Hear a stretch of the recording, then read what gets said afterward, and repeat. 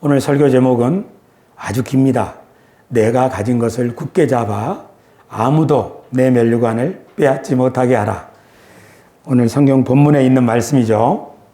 주중에 한 집사님하고 만나서 대화를 하는데 그 집사님이 저에게 이렇게 부탁을 하는 거예요. 우리 어머님이 90이 넘으셨는데 어머님에게 세례를 좀 베풀었으면 하는데 우리 어머님 세례를 받아야 되는데요. 제가 묻기를 어머님한테 왜 세례를 꼭 받으시라고 그렇게 받아야 된다고 생각하는 겁니까? 우리 어머님 나이 많으셔서 언제 돌아가실지 모르는데요. 세례 받아야 하나님의 자녀 되고 천국 가는 거 아닙니까? 그래서 제가 묻기를 하나님의 자녀 되는 것이 먼저입니까? 세례를 받는 게 먼저입니까? 세례를 받으면 하나님의 자녀가 되는 겁니까? 아니면 하나님의 자녀가 된 사람에게 세례를 주는 겁니까? 그 집사님이 잠시 멈하더니 하나님의 자녀가 된 사람에게 세례를 주는 거겠지요? 어머님이 세례가 뭔지 이해하십니까? 세례를 받고 싶어 하십니까? 대답을 못 하는 거예요. 여러분, 이 따님의 마음을 이해하시겠어요? 엄마 돌아가시기 전에 예수님 믿는다고 고백하고 그리고 목사님한테 세례를 받으면 천국 갈 텐데 그런 안타까움이 있는 거죠. 그래서 하나님 나라에 대해서 설명해 주고 또 세례가 뭔지를 설명해 주면서 그 집사님이 네 목사님 잘 알겠습니다. 그렇게 얘기하셨어요. 누구 얘기냐면 김순금 집사님의 이야기예요. 치매 걸리신 노어머님을 모시고 사는 집사님 매주 가까운 동네 교회로 이렇게 모시고 가는데 그런 얘기를 하는 거죠. 그렇게 상담을 해주고 나서 아마 이분은 집에 돌아가서 이제부터 어머님한테 이야기를 할 거예요. 그냥 세례 받으면 구원받는 게 아니라 우리가 왜 예수님을 믿어야 되는지 그렇게 차근차근 설명하면서 그 믿음을 분명히 고백하게 될 때 아마 세례를 요청할 것이라고 저는 기대합니다. 그리고 와서 이제 교회에서 혼자 기도하면서 그 집사님과 대화를 생각해 봤어요. 그래, 세례를 받은 사람들은 성도들이라고 할 수 있지. 그러면 우리 교회 성도들은 세례를 다 받으셨는데 성도라고 하는 사람들은 어떤 사람을 성도라고 하는 걸까? 누가 성도인가? 성경은 어떤 사람들을 성도라고 말하는 것인가? 우리 교인들을 생각하면서 하나님의 말씀을 떠올려 봤어요. 고린도전서 1장 2절에 사도 바울이 이렇게 교회에 편지하면서 이런 사람들이 성도 아니냐? 고린도에 있는 하나님의 교회, 곧 그리스도 예수 안에서 거룩하여지고 성도라 부르심을 받은 자들과 또 각처에서 우리 주 곧 그들과 우리의 주 되신 예수 그리스도의 이름을 부르는 모든 자들에게 편지한다. 그러니까 성도들에게 교회에 편지하면서 이렇게 말하는 거예요. 성도가 누구냐? 하나님이 거룩하게 만드신 사람이다. 그리고 예수 그리스도 안에서 너는 내 성도다 하고 하나님이 부르신 사람들이다. 그리고 그 성도들은 예수님이 나의 주님이시다. 나는 예수님을 믿고 따르겠다. 사도 바울의 가르침에 따르면 누가 성도냐? 하나님이 나를 거룩하게 하셨다. 하나님이 나를 부르셨다. 나는 예수님을 믿고 따르겠다. 그런 사람들은 성도인 거예요. 여러분이 성도라면 이런 마음으로 세례를 받으셨습니다. 우리들이 하나님이 우리를 부르셨다고 하는 사실을 꼭 기억합시다. 동의하시면 아멘. 그래요. 하나님이 나를 부르셨지. 그리고 나는 예수님을 주님으로 믿고 따를 거야. 예수님의 가르침, 예수님의 모범을 나는 따를 거야. 그런 사람들이 성도이죠. 그 노모님이 비록 나이 많으시지만 그래, 하나님이 나를 부르시는구나. 하나님이 내 모든 죄를 용서하시는구나. 예수님을 통해서. 그리고 나는 그분을 믿고 따르겠다. 내 날이 얼마든지 간에. 그런 사람들은 성도라고 하는 거죠. 그래서 그렇게 믿음을 고백하는 사람들은 죽기 전이라 할지라도 그분들에게는 당신은 성도 맞습니다. 하나님의 자녀 맞고요. 성부와 성자와 성령의 이름으로 세례를 주는 거죠. 그런데 세례를 받고 사는 사람들이 내가 거룩해졌다는 것을 모르거나 하나님 나를 부르셨다는 것을 잊어버렸거나 내가 주님을 믿고 따르기로 약속했다는 것을 잊어버린다면 그 사람의 세례는 무슨 의미가 있겠습니까? 그러므로 여기에 세례를 받으신 분들은 하나님의 부르심을 내가 받았다고 하는 사실을 꼭 기억하고 나를 부르신 그 하나님의 뜻에 순종하며 살겠다고 매일매일 결단하시기를 예수님의 이름으로 부탁을 드립니다. 아멘입니까? 네. 그런데 요한계시록에서는 성도에 대해서 또 다른 설명을 합니다. 우리 같이 한번 읽으실까요? 요한계시록 1장 9절입니다. 시작. 나 요한은 너희 형제요 예수의 환난과 나라와 참음에 동참하는 자라. 사도 요한이 편지하면서 이렇게 말하는 거죠. 나는 여러분과 같이 한 형제입니다. 여러분이 그 예수 그리스도 안에서 성도이지요. 성도는 어떤 사람입니까? 예수님 때문에 환난을 당하는 사람입니다. 예수님이 말씀하신 하나님 나라를 소망하는 사람입니다. 그리고 그 나라가 이루기까지 신앙을 가지고 참고 인내하는 사람입니다. 그렇게 말하는 거죠. 우리들이 교회 올 때, 우리들이 성도가 될 때, 우리들이 다 무엇을 바랍니까? 하나님이 우리에게 복 주실 것을 바라지요. 그리고 예수님 안에서 행복한 인생을 살 수 있기를 다 바랄 것입니다. 그런데 성경은 우리들에게 성도는 예수님 때문에 환난을 당한다. 그렇게 말씀하는 거죠. 사도 바울도 전도하면서 사람들을 복음으로 양육하고 이렇게 전도를 하면서 이렇게 부탁을 합니다. 우리 같이 한번 읽겠습니다. 제자들의 마음을 굳게 하여 이 믿음에 머물러 있으라 권하고 또 우리가 하나님의 나라에 들어가려면 많은 환난을 겪어야 할 것이라 하고 사도 바울이 전도하면서 성도가 된 사람들한테 우리가 하나님 나라에 들어가려면 많은 환난을 겪어야 된다. 그렇게 말하는 거죠. 교우 여러분, 성도들은 왜 환난을 겪게 될까요? 예수님도 예수님을 따르는 사람들에게 좁은 문으로 들어가라. 멸망으로 인도하는 문은 크고 그 길이 넓어서 찾는 자가 많다. 그러니까 멸망으로 들어가는 문은 쉽다는 거죠. 좁은 문으로 들어가라. 왜냐하면 좁은 문으로 들어가야 거기에는 생명이 있기 때문이다. 라는 거죠. 생명으로 인도하는 문은 좁다. 좁은 문으로 들어가기 때문에 환난이 있는 거죠. 고통이 있는 거죠. 교우 여러분, 왜 생명으로 들어가는 문은 좁은 문일까요? 왜 예수님은 우리들을 부르셔서 편안한 길로 인도하지 않고 좁은 문으로 들어가라 그렇게 말씀하시는 걸까요? 그 이유는 이 세상에 아직 하나님의 나라가 완성되지 않았기 때문입니다. 만약에 이 세상에 하나님 나라가 완전히 임하였다면 이 세상에는 부정과 불법이 다 떠나갈 것입니다. 모든 죄악이 없어질 것입니다. 질병과 죽음도 다 떠나갈 것입니다. 그러나 아직 이 세상에 하나님의 나라가 완전히 임하지 않았기 때문에 이 세상에서 우리 그리스도인들은 좁은 문으로 들어가기 위해서 애를 써야만 합니다. 그러니까 성도가 된 사람들은 좁은 문으로 들어가는 사람들인데 이 세상에서 좁은 문으로 들어가는 것은 쉽지 않습니다.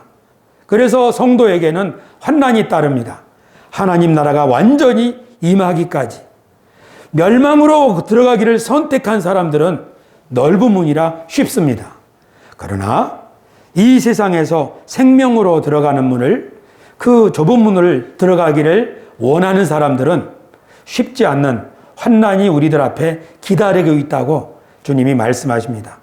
그러므로 우리들이 성도들에게 성도가 하나님의 부르심을 받은 사람이긴 하지만 환난이 있다.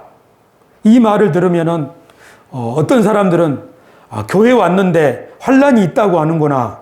그러면은 예수님을 내가 믿어야 될까? 계속 교회 다녀야 될까? 그런 생각을 할 수도 있습니다만은, 그러나 어떤 사람들은 그 좁은 문 너머에 있는 생명이 뭔지를 이해하고 예수님이 우리를 부르셨을 때 우리에게 주신 것이 무엇인지를 발견한 사람들은 좁은 문으로 통과하는 어려움을 감내할 수가 있을 것입니다. 이 세상에는 아직 하나님의 나라가 완전히 임하지 않았습니다. 그러므로 우리들은 하나님의 나라가 이 세상에 완전히 임하게 하여 주옵소서라고 주기도문을 통해서 기도하라고 배웠지요. 그래서 우리 한번 이 세상에 대해서 생각해 보겠습니다. 여러분은 이 세상을 어떤 곳이라고 생각합니까? 저는 우리 새소망교회에서 오늘 우리 그리스도인들은 무엇을 믿어야 되는가, 그런 소책자를 만들고 있습니다. 거기에 이런 설명을 했어요. 이런 질문이 있어요. 이 세상은 어떤 곳입니까? 성경에 의하면 이 세상은 하나님의 작품입니다. 하나님은 이 세상을 만드시고 매우 기뻐하셨습니다. 그것은 이 세상을 아름답게 지으셨다는 뜻입니다. 그리고 하나님이 자기 형상으로 사람을 지으셔서 이 세상을 관리하게 하셨습니다. 만약에 사람이 하나님을 잘 섬기면서 자신에게 주어진 임무를 충실히 감당한다면 이 세상은 생명으로 충만한 땅이 될 것입니다. 그러라고 하나님께서는 생육하고 번성하여 땅에 충만하라 하고 복을 주셨습니다. 교우 여러분, 하나님이 빛이 있으라 하시면 빛이 있었지요. 하나님이 궁창에 물이 나면서 궁창이 생겨라 말씀하시면 그대로 됐지요. 하나님이 생육하고 번성하여 땅에 충만하라 그렇게 말씀하시면 그렇게 될 겁니다. 그렇게 되라고 사람을 세우셨어요. 그런데 사람이 하나님을 마음에 모시고 주님을 잘 예배하면 자기들이 이 땅을 잘 관리할 수 있는 은혜와 지혜를 받겠지만, 사람이 하나님을 예배하지 않으면 어떤 일이 생기나요? 사람이 하나님을 예배하지 않는다는 것은 뭔가요?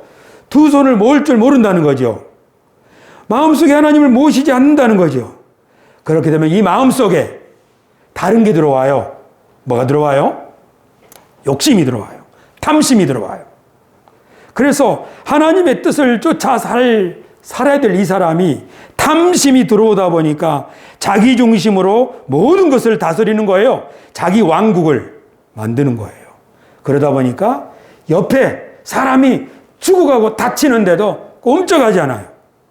그렇게 해서 이 세상은 점점 가장 약한 자들이 신음소리를 내고, 그리고 돈 없고 힘없는 사람들의 억울한 피가 땅에 쏟아지고, 세상은 생육 번성 충만이 아니라 황무지가 점점 넓어지고 있는 거예요. 하나님은 생명 충만하라 선포하셨지만, 사람을 통해서 그 일을 이루기를 원하셨지만, 사람이 하나님을 예배하지 않고 탐심의 종이 되니까 이 세상이 그렇게 된 거예요. 지금 우리가 바라보고 있는 세상이 바로 이런 상태입니다. 그런데 중요한 사실은 하나님은 이 세상이 어지러워질 때 그냥 손 놓고 계시지 않고 다시 일어나셔서 일을 시작하셨습니다. 어떻게 하셨나요? 노아를 부르셔서 그의 8 식구 가족에게 너에게 새로운 세상을 맡긴다. 다시 한번 생육 번성 충만하게 하라 하셨지요. 그 후에 하나님은 아브라함을 부르셔서 너로 말미암아 천하 만민이 복을 받게 하겠다. 하나님의 계획을 아브라함에게 보여주셨지요. 그리고 아브라함의 자손인 이스라엘 민족을 애굽에서 건져내셔서 시내산으로 인도하신 다음에 그들과 언약을 맺으셨죠. 그 말씀 한번 읽어보겠습니다. 세계가 다 내게 속하였나니 너희가 내 말을 잘 듣고 내 언약을 지키면 너희는 모든 민족 중에서 내 소유가 되겠고 너희가 내게 대하여 제사장 나라가 되며 거룩한 백성이 되리라. 아멘. 하나님이 무슨 일을 하시나요? 이스라엘 백성들을 종살이에서 건져내서 멋진 제사장 나라를 만드시는 거잖아요. 제사장이 어떤 일을 하는 거예요? 하나님을 예배하면서 백성을 축복하는 거죠. 이스라엘 백성들이 하나님을 잘 예배하고 하나님의 말씀을 순종하고 그 언약을 따르면 드디어 세상 모든 나라들에게 빛이 되고 생명의 물줄기를 뻗어내는 하나님의 대리인이 되는 거지요. 그런데 이스라엘 백성들이 실제로 하나님의 말씀을 쫓아서 순종할 때는 비록 그들이 숫자가 적고 연약하지만 그들은 하나님의 능력과 기적을 경험하면서 주변 나라들을 막 정복하고 많은 사람들을 이렇게 든든하게 세우는 빛나는 나라가 되고 머리가 될 수 있었습니다만은 이 이스라엘 백성들이 자신들의 주어진 약속과 본분을 망각했을 때에는 자기들이 보니까 이웃 나라가 더 강대하게 보이고 심지어 하나님의 약속을 받지 않는 사람들을 그들을 부러워하기 시작했어요. 그러다 어떻게 됐나요? 이스라엘 백성들은 우상을 숭배하고 하나님과 언약을 깨버리고 말았습니다. 누구처럼요? 아담처럼요. 이스라엘이 아담과 같이 범죄하고 하나님을 떠날 때 하나님은 그들 가운데 집을 짓고 사셨다가 그들을 떠나셨지요. 하지만 하나님은 쉬지 않고 계속적으로 생육, 번성, 충만, 절대로 이 세상을 포기하지 않으시고 일하고 계셨습니다. 그 이후로도 많은 예언자들을 부르시고 하나님의 사람들을 계속적으로 부르셨습니다. 예수님께서는 하나님이 항상 일하고 계신다는 것을 잘 아셨습니다. 그래서 이렇게 말씀하셨습니다. 예수께서 그들에게 이르시되 내 아버지께서 이제까지 일하시니 나도 일한다. 아멘. 예수님이 안식일 날 병자를 치료할 때 사람들이 안식일에 왜 일하느냐 이렇게 시비를 걸 때 예수님이 하신 말씀이에요. 하나님이 지금까지 일하고 계신다. 예수님은 하나님이 무슨 일 하시는지 아시는 거죠. 하나님이 무슨 일을 하시는 겁니까? 생육, 번성, 충만, 황무지를 생명의 평원으로 만들고 죽어가는 사람을 살리는 일을 하시는 거죠. 그래서 예수님도 내 아버지께서 하시는 그 일 나도 하는 거다. 이 죽어가는 사람을 살리는 일. 그렇게 하나님이 기뻐하는 일이 바로 무슨 일인지를 잘 아신 거죠. 사도 바울도 우리들이 구원받은 이유는 하나님이 우리를 위하여 계획하신 선한 일을 하라고 우리를 구원하셨다고 교회에게 가르쳤습니다. 하나님이 하라고 하시는 선한 일, 하나님이 이 땅에서 지금도 일하고 계시는데 우리가 교회에서 인사할 때 그런 말 하죠. 하나님이 지금도 일하고 계십니다. 무슨 일 하신다고요? 무슨 일 하신다고요? 하나님은 무슨 일을 하고 계십니까? 하나님이 하시는 일은 한마디로 말하면 생명을 살리는 일을 하고 계십니다. 하나님은 생명을 살리기 위해서 우리 김숙자 집사님을 감동 감화하시는 거예요. 어떻게 해요? 하나님이 김숙자 집사님 마음에 감동 감화하셔서 최 장로님을 잘 섬기게 하시는 거죠. 여러분, 우리 김숙자 집사님이 최 장로님을 잘 섬길 때 누가 그걸 시키겠어요? 형제가 시켜요? 아들이 시켜요? 친척이 시켜요? 누가 시켜요? 하나님이 그 마음속에 그 마음을 주시는 거예요. 그러니까 어떻게 돼요? 오늘 최 장로님이 교회 오시면서 나는 부족한 것이 없다. 지금 죽어도 여한이 없다. 그렇게 감사의 고백을 할 수 있게 하시는 거죠. 하나님은 지금도 일하고 계십니다. 우리들의 마음에 감동 감화하시고 우리 사랑하는 가족들의 마음에 감동 감화하시고 모든 사람들에게 어떻게 하면 사람을 살리고 가정을 살리고 이 땅을 황무지로부터 생명의 평원으로 만들 수 있는지를 감동감하셔서 수많은 사람들이 지금도 하나님의 일에 동참하고 있습니다. 그런데 우리가 그 하나님의 일에 동참하려면 쉽지 않은 거죠. 그래서 어려운 거예요. 우리가 하나님의 일에 동참하려면 두 가지가 필요한데요. 하나는 예배가 필요해요. 사람이 하나님을 예배하지 않으면 그 마음속에 탐심이 들어와서 자기도 망가지고 가정도 망가지고 다 망가져요. 마음속에 하나님을 두기를 싫어하는 사람은 결국 마음속에 탐심이 자리 잡게 되는 거죠. 그래서 우리들이 하나님 앞에 예배하는 것이 너무너무나 중요해요. 또 한 가지는 봉사예요. 여러분, 우리 교회 금년표는 하늘에서와 같이 땅에서도입니다. 하나님의 나라가 하나님의 뜻이 하늘에서 이루어진 것처럼 이제 땅에서도 이루어지게 하소서. 예수님의 주기도문의 핵심 내용이죠. 두 가지 실천 사항인데 하나는 예배요. 하나는 봉사예요. 예배하려고 하니까 힘들어요. 왜냐하면 이 세상에서 하나님을 예배하려고 하는 사람을 이 세상은 그냥 내버려 두지 않아요. 예배 드릴 수 없는 형편, 그리만 몰고 가는 거예요. 성경은 이것을 짐승의 표를 받은 사람들이 하나님의 어린 양의 표를 받는 사람들을 핍박하는 거라고 말하는 거죠. 우리가 하나님을 예배하는 거, 이 세상이 그냥 내버려 두지 않는 거예요. 예배하는 거 쉽지 않아요. 그러나 그 예배에 성공을 하면 봉사일을 할 수 있어요. 하나님을 바르게 예배하면 그의 환경을 그가 다스리는 왕같은 제사장의 소임을 감당할 수 있을 줄로 믿습니다. 지난 금요일 밤 우리 교회 기도 시간이에요. 여기서 누가 왔어요? 박혜자 사모님하고 조희강 목사하고 둘이 기도에 온 거예요. 우리 권사님들이 몸이 너무 아프셔서 못 오셨어요. 집에서 꼭 기도해 주세요. 전화를 드렸죠. 그러면 어떻게 합니까? 둘이, 한 사람은 저 뒤에, 한 사람은 이 앞에서 기도하는 거죠. 음악 틀어놓고. 서서 기도하다가, 여기 앉아서 기도하다가, 하나님 앞에 기도하는 거죠. 한참 기도하고 나서, 이제 찬송을 부르는 거죠. 저는 앞에 서서, 저 뒤에 박혜자 사모님 혼자 앉아서, 찬송 신나게 또 부르고, 하나님 말씀 읽고, 그리고 주기도문으로 딱 맞춰요. 1시간 동안 그래 하죠. 그리고 났더니 사모님이 제가 저기 나가는데 손을 번쩍 드는 거예요. 뭐 하자는 거죠? 하이파이브 하자는 거죠. 그러면서 저한테 뭐라고 하는 거냐면 승리하셨습니다. 제가 그 말에 얼마나 감동을 받았는지 몰라요. 아, 예배에 승리해야 되는구나. 우리가 하나님을 예배할 때 어떻게 예배해야 되냐면요. 사도 베드로가 늘 기도하는 분인데요. 이렇게 예배하라고 말씀하셨어요.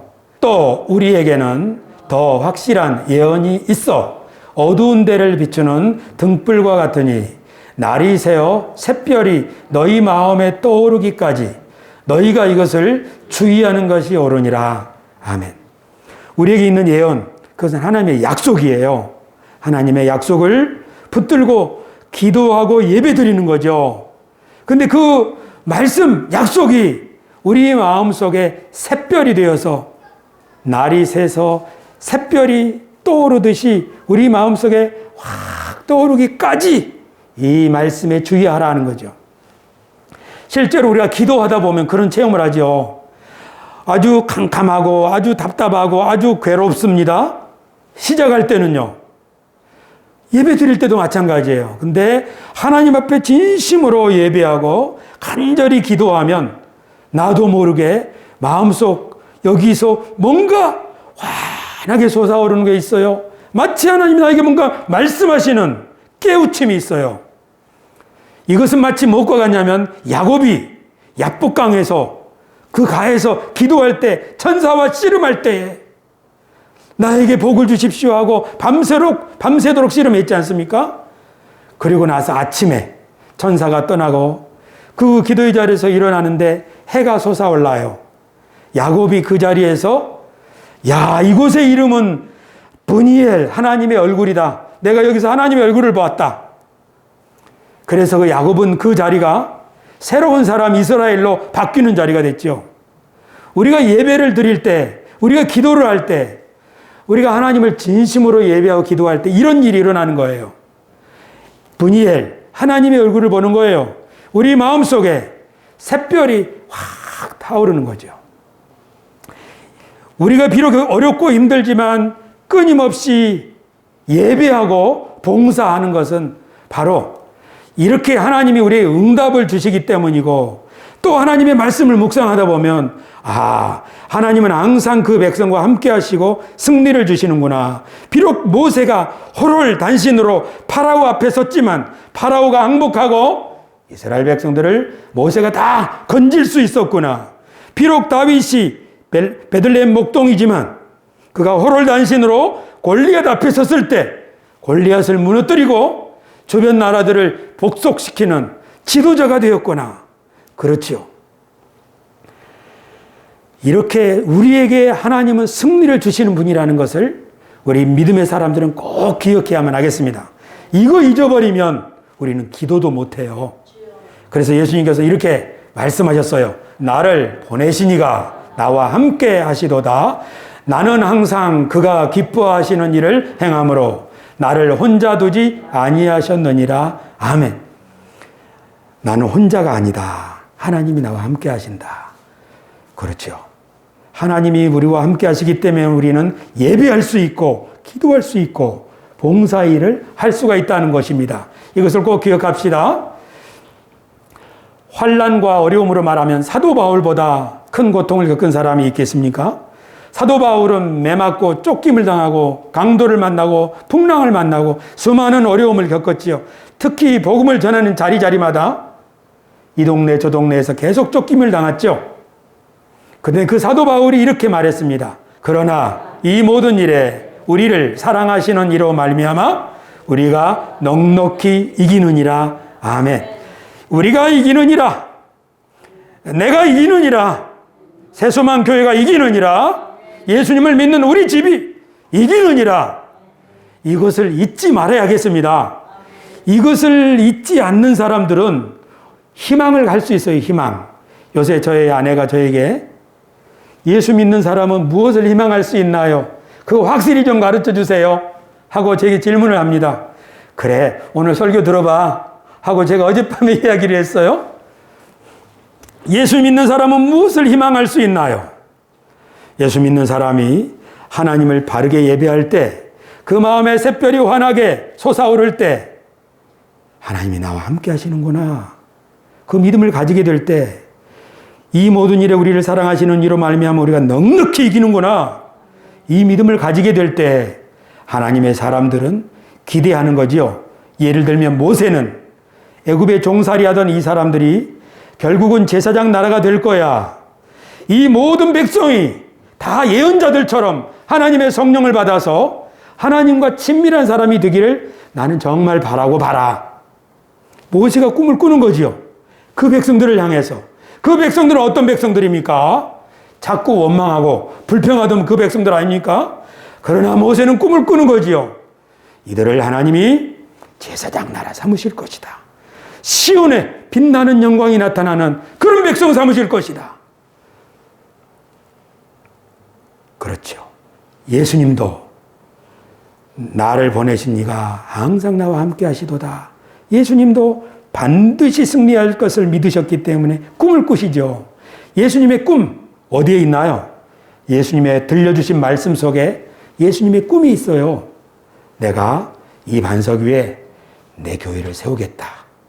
내가 전하는 이 복음이 겨자씨처럼 작을지라도, 비록 내 제자들이 아주 작을지라도 큰 나무로 성장하듯이 이 복음이 땅끝까지 전파되리라. 우리 코리아에까지 왔지 않습니까? 동방의 끝나라. 예수님의 꿈은, 예수님의 기대는, 예수님의 희망은 비록 갈릴리 먼지 풍기는 길바닥에서 가르치셨지만 그 꿈은 이루어진 줄로 믿습니다. 사도 바울도 매맞으면서 복음을 전했지만 사도 바울도 꿈을 꾸었지요. 그래, 지금 유대인과 이방인들이 서로 원수처럼 지내지만 아니야. 하나님의 경륜에 의하면 유대인과 이방인들이 다 하나가 되어서 하나님을 경배하는 세상이 올 거야. 이렇게 말할 때 많은 유대인들이 이 미친놈아, 이 정신 나간 놈아, 이 연병할 놈아, 실제로 이 사람은 전염병이다, 그렇게 말도 안 되는 소리라고 바울을 욕했지만 지금 보십시오. 어느 나라 한 나라에 복음이 전거되지 않는 나라가 있나요? 세상의 모든 피부 색깔이 다른 사람들이 예수님의 이름을 높이며 한 형제자매로 살고 있지 않습니까? 사도 바울이 꿈꾸었던 그 꿈은 비록 로마의 음습한 감옥에서 하나님을 향하여 그가 가지고 있었지만 그 편지 속에 담겨 있는 그 꿈은 오늘 우리들에게 현실이 되었습니다. 요한계시록 반모섬에서 요한이 무슨 꿈을 꾸었나요? 요한이 반모섬에서 본 꿈, 그것은 이 세상을 설치고 교회를 박해하고 자기를 반모섬으로 유배시킨 저 강력한 강철 같은 로마 제국, 실상은 하늘의 영 마귀의 권세를 받은 짐승에 지나지 않는구나. 어린 양의 군대가, 어린 양이 저 용과 저 짐승과 그를 따르는 무리를 불못에 던지시는 심판을 하시고, 그리고 하늘로부터 새 예루살렘이 이 땅에 임하여 모든 만물이 새롭게 되겠구나. 에덴 동산의 확장판으로 이 세상이 새로운 세상이 되겠구나. 그 꿈을 꾸었지요. 사도 요한이, 아니 요한계시록의 요한이 그 꿈을 꾸었기 때문에 로마 제국이 강력하게 짓밟고 또 죽이고 또 박해를 했지만 하나님의 교회는 솟아나고 솟아나서 결국 로마가 기독교에 굴복하는 세상이 되지 않았습니까? 우리 그리스도인들에게도 이런 꿈이 있는 거죠. 이런 꿈을 언제 가지게 되나요? 우리 하나님 앞에 예배하고 기도할 때 하나님이 이런 꿈을 우리에게 주시는 것이요. 이런 꿈을 받아야 그래 살만 단다, 그런 거 아니겠어요? 그렇죠. 그리고 이제 그래 하나님 우리와 함께 계신다, 나를 통해 일하실 것이다, 이런 믿음을 가지고 대문을 열고 이제 나가지요. 나가면은 세상이 그렇게 녹록하지 않습니다. 국어사전을 찾아보니까 녹록이란 말은 돌멩이, 길가의 동맹이 녹이란 뜻이래요. 그러니까 녹록하다 이 말은 길가에 이렇게 평범한 돌멩이 같이 하찮다는 거예요. 평범하다. 평범하고 보잘것없다. 그러니까 뭐가 녹록하다 이 말은 그냥 쉽게 치울 수 있다는 거죠. 근데 우리가 이 말을 언제 쓰는가 하면 녹록하지 않다, 이렇게 주로 씁니다. 그러니까 내가 하고 있는 일이 녹록하지 않다 이 말은 돌멩이가 아니라 이따하게 큰 바위 덩어리 같이 감당하기 힘들다는 뜻이죠. 우리가 그리스도인으로서 이 세상에서 예배하고 봉사하고 하나님의 대리인으로 살아간다고 하는 것은 결코 녹록하지 않습니다. 왜요? 우리는 늙었고 우리는 숫자가 적지 않아요. 오늘 빌라델비아 교회의 주님이 말씀하시기를 볼지어다 내가 내 앞에 열린 문을 두었을 때 능히 닫을 사람이 없으리라. 내가 내 행위를 아노니 내가 작은 능력을 가지고서도 내 말을 지키며 내 이름을 배반하지 아니하였도다. 빌라델비아 교회에게 주님이 내가 작은 능력을 가지고 있지만 내 말을 지키고 내 이름을 배반하지 아니하였다, 그렇게 말씀하시는 거죠. 그리고 나서 내가 속히 오리니 내가 가진 것을 굳게 잡아 아무도 내 면류관을 빼앗지 못하게 하라. 예수님은 빌라델비아 교회를 잘 아시지요. 그들은 적은 교회입니다. 그들은 적습니다. 힘도 적고 아마 재정도 적고 교인들도 적을 거 그럴 거예요. 그런데 주님이 그들을 칭찬하는 거죠. 내가 적지만 내 말을 지키고 내 이름을 배반하지 아니했다. 그러니 너가 가지고 있는 거 굳게 잡아서 누구도 그거 뺏지 못하게 하라. 뭐예요? 뭘 뺏기지 말라는 거죠? 이들이 비록 적지만 그들이 가지고 있는 이 믿음이 있죠. 그러면 면류관을 받을 것이다 하는 거죠. 우리들이 이 말씀 꼭 기억해야 됩니다. 저는 이 말씀에 너가 적은 것을 가지고 있지만 그것을 굳게 잡아서 뺏기지 마라. 그러면 이 적은 것이 뭘까? 첫 번째는 믿음이지만 또 다른 게 있는 것 같아요. 어쩌면 빌라델비아 교회는 적은 능력을 가지고 선교하고 있는지도 몰라요. 이 빌라델비아는 적은 능력을 가지고 최선을 다해서 하나님을 찬양하고 있는지도 몰라요. 이 빌라델비아 교회는 적은 능력을 가지고 겨우 한 사람이지만 자기 옆에 사람을 최선을 다해서 섬기고 친절을 베풀고 있는지도 몰라요. 그러나 그것을 잊어버리지 말라는 거죠. 이 빌라델비아 교회는 꼭 그곳에 자기 아니면 안 되는 그 일을 맡은 거예요. 그게 그들이 가진 것이지요. 교우 여러분, 하나님 우리를 심으신 그곳이 하나님께서 우리에게 맡기신 그것이지요. 그거 우리가 가진 거예요. 저는 이 말씀을 묵상하면서 나도 가진 게 있구나. 하나님이 나에게 주신 게 뭐지? 그게 바로 하나님의 은혜의 복음과 하나님의 경륜이구나. 다른 사람은 어떻게 생각할지 몰라도 저는 이게 너무 소중하고 너무 중요합니다. 그런데 지난 몇 주 동안 저는 제가 가진 것을 빼앗길 뻔했어요. 사람들이 하나님의 경륜을 배우려고 하지도 않고 관심도 없는 것 같기도 하고, 그래서 나는 혼자만 광야에서 외치는 자 같고 나는 어떻게 보면 바보 같다는 생각도 들고,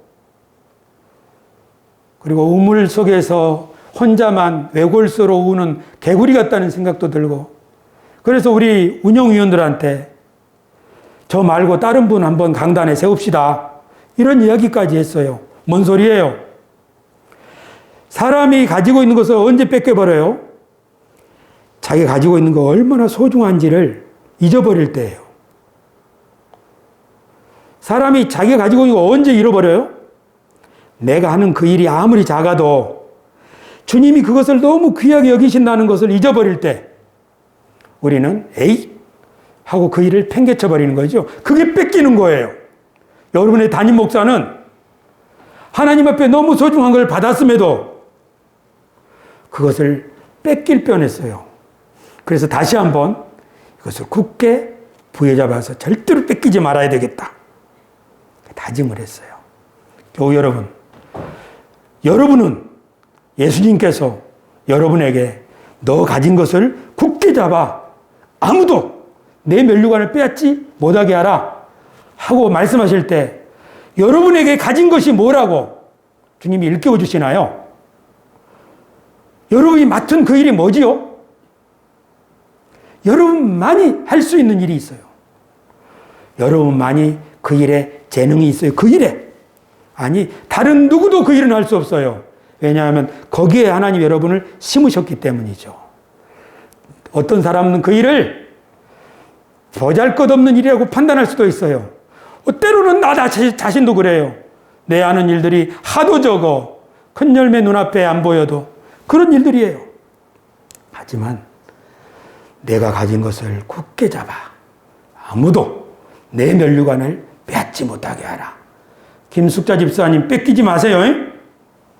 할렐루야. 우리 김숙자 집사님 위해서 박수 한번 부탁합니다. 하루에 삼시세끼 열심히 식사 대접해서 어르신을 모시는 거 쉬운 일은 아니죠. 하지만 주님이 그 마음에 감동 주셔서 이렇게 가정을 섬기게 하니 하나님이 기뻐하시는 성도인 줄로 믿습니다. 장로님 그렇지요? 아멘이라고 하시죠. 김숙자 집사님뿐 아니라 저도 우리 새소망교회라고 하는 너무 좋은 교회를 맡았어요. 그리고 주님이 제게 주신 은혜가 너무 소중해요. 저는 이거 절대로 뺏기지 않을 거예요. 제가 하나님을 바르게 예배할 때, 그리고 주님이 은혜 주셔서, 그리고 지혜 주셔서 이 모든 일을 해나갈 때, 앞으로 저의 삶을 통해서, 우리 교회를 통해서 하나님이 하실 일들을 저는 기대해요. 여러분, 여러분에게도 주님이 주실 면류관이 있습니다. 거창한 선교가 아니에요. 하지만 우리들이 지금 붙잡고 있는 거 있어요. 주님 우리들에게 말씀하시는 거죠. 내 가진 것을 굳게 잡아 아무도 내 면류관을 빼앗지 못하게 하라. 이거는 너에게 줄 면류관이다. 이거지요. 우리 모두 다시 한번 하늘을 우러러 바라보면서 주님, 볼품 없지만 가진 것도 적지만 제가 꼭 붙잡을게요 하고 우리 가정을 지킵시다. 우리 일터를 지킵시다. 우리 교회를 지킵시다. 그리고 힘이 남거든 나라와 민족을 위해서 기도합시다. 또 힘이 남거든 우리 이웃을 위해서도 기도합시다. 하나님이 반드시 우리의 면류관을 이했다 하고 주실 줄로 믿습니다. 다시 한번 인사합시다. 하나님 여러분과 함께 하십니다. 하나님이 지금도 일하고 계십니다. 기도하겠습니다. 존귀하신 아버지, 저희들의 눈을 열어주시고 귀를 열어주셔서 우리가 하늘로부터 하나님의 음성을 듣게 하여 주시옵고